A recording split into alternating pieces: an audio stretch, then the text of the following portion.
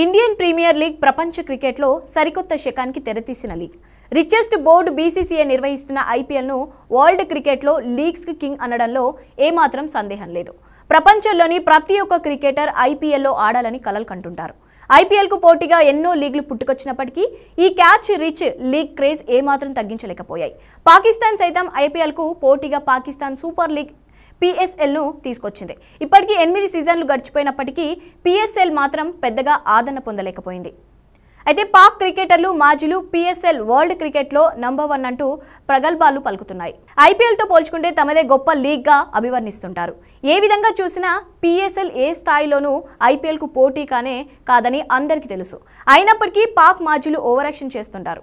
తాజాగా పాక్ దిగ్గజ ఆటగాడు వసీం అక్రమ్ మాత్రం వాస్తవాన్ని ఒప్పుకున్నాడు. పాకిస్తాన్ సూపర్ లీగ్ కంటే ఐపీఎల్ చాలా పెద్ద క్రికెట్ లీగ్ అని అంగీకరించాడు. అక్రమ్ తాజాగా ఇచ్చిన ఇంటర్వ్యూలో ఐపీఎల్ లేదా PSL పెద్దదా అన్న ప్రశ్న ఎదురైంది.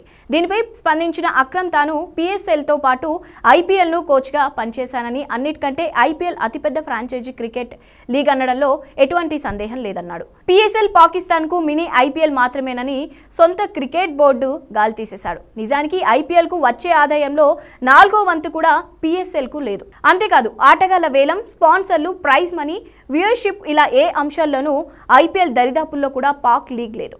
ఐపీఎల్ విజేతకు ఇచ్చే ప్రైజ్ మనీలో 4వ వంతు పాకిస్తాన్ సూపర్ లీగ్ విన్నర్కు ఇచ్చే ప్రైజ్ మనీగా ఉంది. ఇవన్నీ స్పష్టంగా కనిపిస్తున్నా కొందరు పాక్ మాజీలు ప్రగల్భాలు పలుకుతూ వార్తలు నిలుస్తుంటారు. తాజాగా అక్రమ్ వాస్తవాన్ని ఒప్పుకొని హుందాగా వ్యవహరించాడంటూ పలువురు వ్యాఖ్యానిస్తున్నారు.